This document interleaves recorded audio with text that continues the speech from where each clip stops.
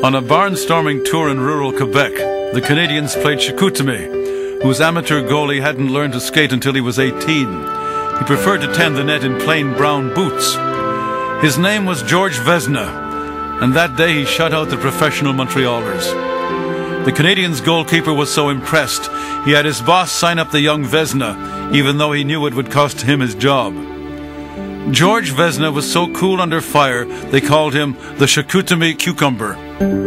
He backstopped the earliest Canadians team that starred Newsy Lalonde and Cannonball Pitre, and so began the great Montreal tradition of invincibility. From 1910, Vezina played with Montreal for 15 long years. In all, he would play 328 league games and 39 more in the playoffs without ever missing a single match.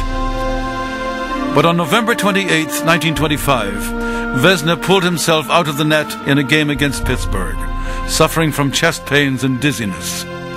It was tuberculosis. He left without saying goodbye, thinking he'd be back to once again don his pads and play alongside his Montreal teammates. Vezina was no stranger to heartbreak.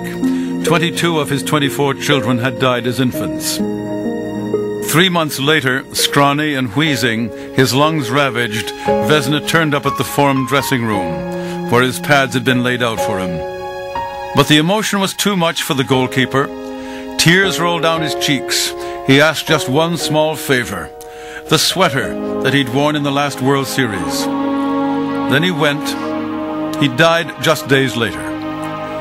In his memory, the Montreal club created the Vezina Trophy, awarded each year to the NHL's outstanding goalkeeper.